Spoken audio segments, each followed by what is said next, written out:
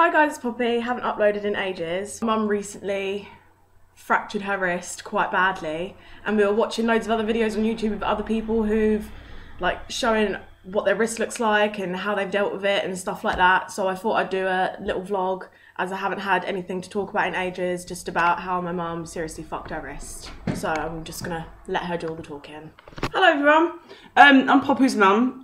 For those of you that are viewing this that don't know Poppy, my name's Irene.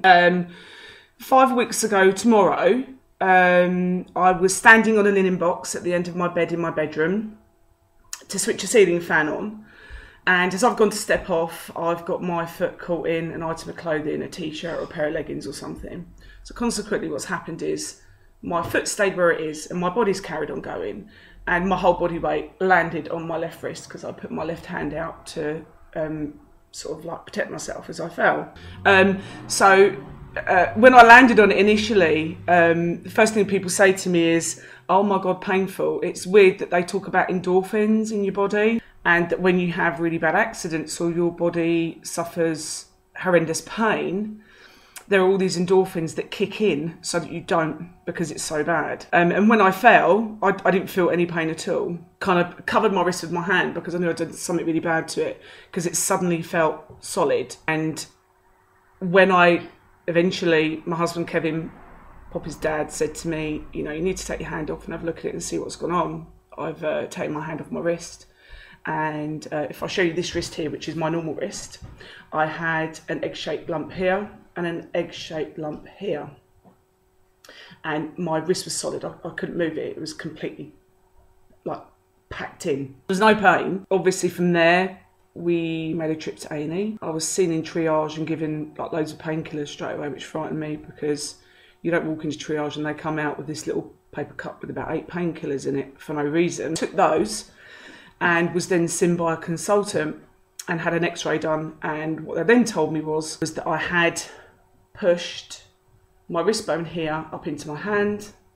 They were shocked that it hadn't come out my hand, because normally with that kind of trauma, the bone normally pushes straight through, but it didn't. But what happened is this had gone into here. So my bones, rather than being like this, my bones ended up like this. They then told me that I needed to have it manipulated back, which meant one person pulling my arm that way and another person pulling my wrist this way to bring the bones from here back to here, which frightened the life out of me.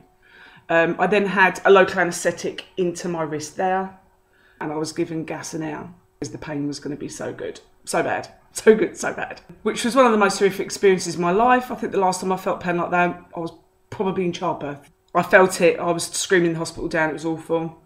While it was being pulled to manipulate it back in, they plastered it up and said to me that I might need an operation and sent me home. The following day I had a phone call from my local hospital telling me that I needed surgery because my wrist bone at the top here had shattered and it would never piece itself back together. So on the Monday I went in and I had the operation done. And what it consisted of was cutting the wrist from here to here, and having a titanium plate fitted, which is bottle opener shape. It's kind of like that.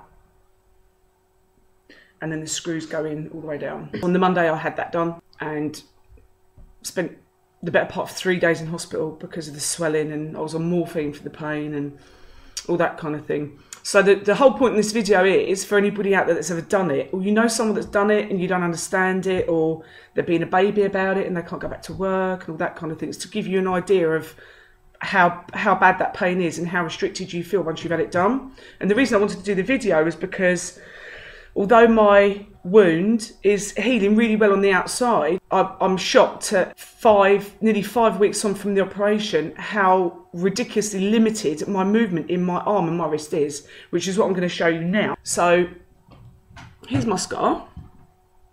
I can't twist my arm around properly. You might not be able to see it very well. So as you can see, here to here, and I think there's about 10 stitches. And underneath this there's a plate.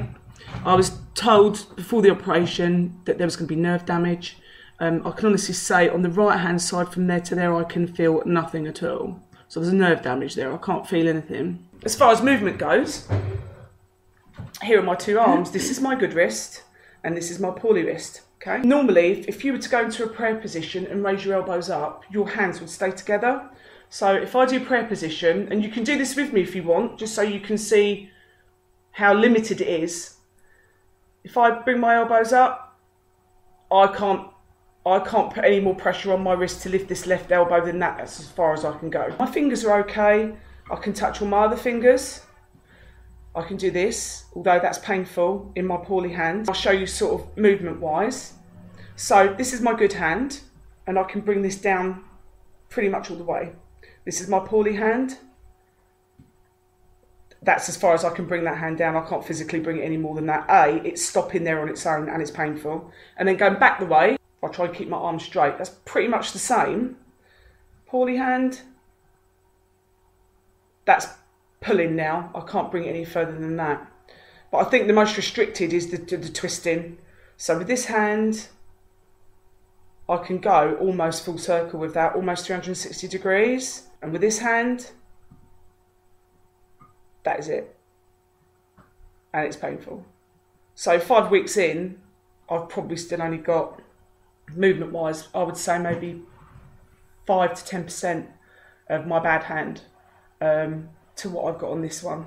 And living with this hand is horrific because this hand's still doing all the work even though the cast has come off. Silly movements, pull, it's painful, that kind of thing. So if you've ever broken your wrist or you know someone that has, and you don't understand it, and you don't understand the operation, the reasons for doing it, I hope this has helped. In about a month, I might post another one to give you an idea of how it's coming along and the comparisons. Thanks for watching. Bye. Thank you for watching. That was my mum's video. We'll probably do an update video in about a month or so. Sorry I haven't done anything that interesting lately, but I will when I can be asked. You can follow my mum on Twitter at WildInsomniac, and obviously me, Poppy Made Love. And maybe if you want to follow him, you can. Okay, bye.